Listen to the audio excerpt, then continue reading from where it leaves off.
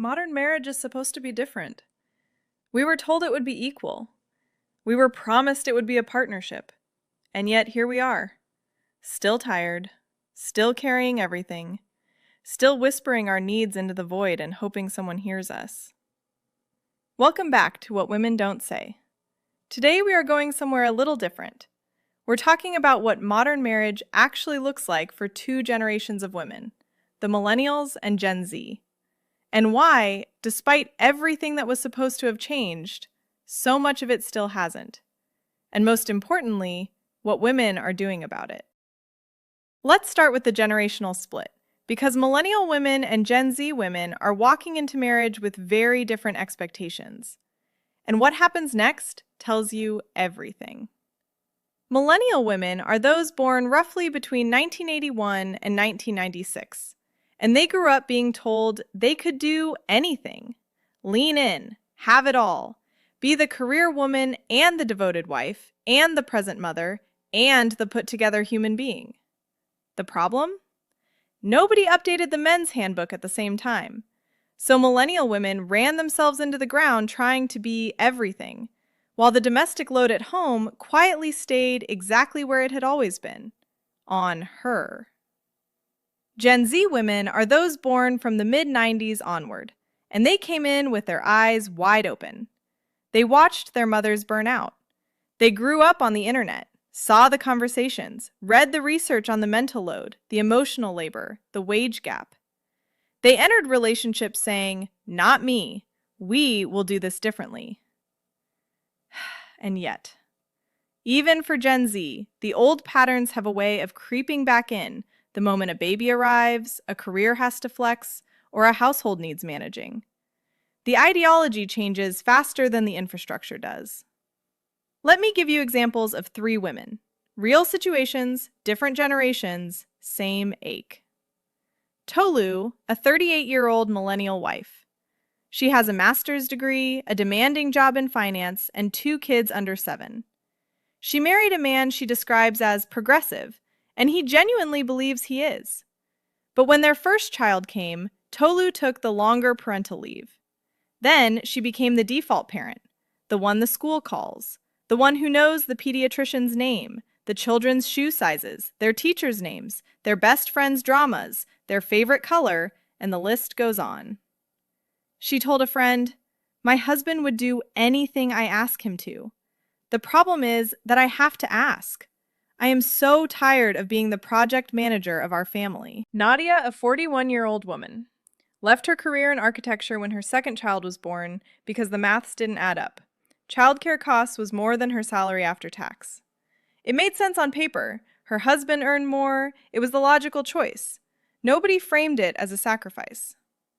5 years later, Nadia tried to return to work and discovered her skills were dated, her network had moved on, and her confidence had quietly packed its bags somewhere around year 3 of not using it.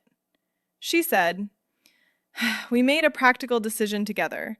I just didn't realize I'd be the only one paying for it 5 years later." She is retraining now, at 41, starting again, and she is furious, not at her husband, but at a system that presented her sacrifice as a simple spreadsheet decision. Nkechi, a 26-year-old. She and her partner had every conversation before they married. Chores, finances, kids, careers, values.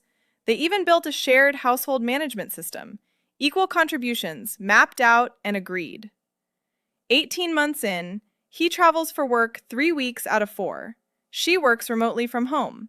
And without a single conversation to mark the moment, she became the one who deals with everything, because she is already there. The spreadsheet is long gone.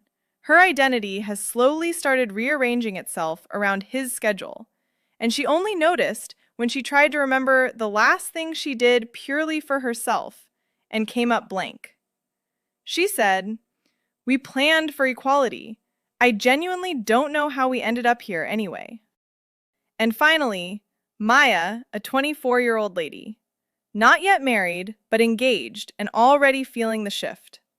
Her partner is kind, communicative, emotionally intelligent by every measure she knows.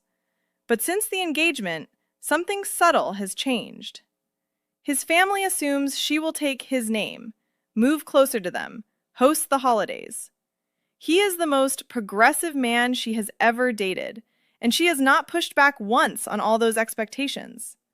She said, "I thought I picked someone different, but I'm starting to realize I also married his family's expectations, and he is letting me deal with them alone." She is not ready to call it a red flag, but she is paying attention now in a way she wasn't before the ring was on her finger. What Tolu, Nadia, Nkechi, and Maya all have in common is this: good intentions are not a system. A partner who means well but defaults to old patterns is still leaving you to carry an unequal weight. A carefully planned marriage still collapses into gendered grooves the moment life gets hard and someone has to be the one to flex. Love is real, but love is not infrastructure. And without the structures, the ongoing conversations, the shared accountability, the willingness to name what is happening before resentment does it for you, even the best marriages drift. Modern marriage didn't change the foundation. It changed the language. And language without action is just a prettier version of the same old story. But here is what gives me everything. Women are not just naming this. They are changing it. Here is what the most grounded, self-aware women I know are actually doing. 1. They are making the invisible visible. Writing out the mental load, every task, every decision, everything held in their heads and laying it in front of their partners. Not as an argument, as evidence. Here is what I carry. Which part are you taking? That one conversation is shifting things in households all over the world. 2. They are protecting their financial independence, keeping their own accounts, maintaining their careers even when it's hard, building credit in their own names, because financial dependence is one of the quietest traps in marriage and the hardest to climb out of. 3.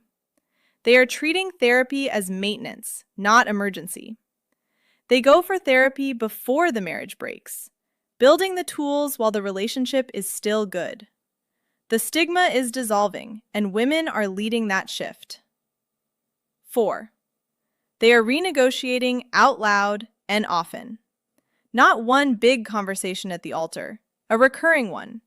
Every season of life, every new challenge. Is this still working for both of us? What needs to change? The healthiest marriages are not the ones that got it right once.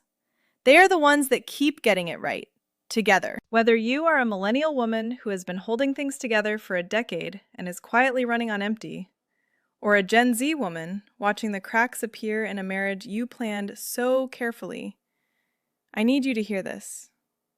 You did not fail at modern marriage. Modern marriage failed to give you an honest map. And now you, your generation, are drawing one. In real time, in real relationships, with real love and real courage and real exhaustion and all of it. You are allowed to want more. You are allowed to say so. You are allowed to build something that actually looks like a partnership, not just in the vows, but on a Wednesday morning when everything needs doing and nobody slept and you are both still choosing each other anyway. That is the marriage worth fighting for. And you are worth fighting for too. That is it for this episode of What Women Don't Say. If this one hit home, share it with someone who needs it, subscribe, and come back next week. We have more to say. We always do. Take care of yourself. You deserve that. Always.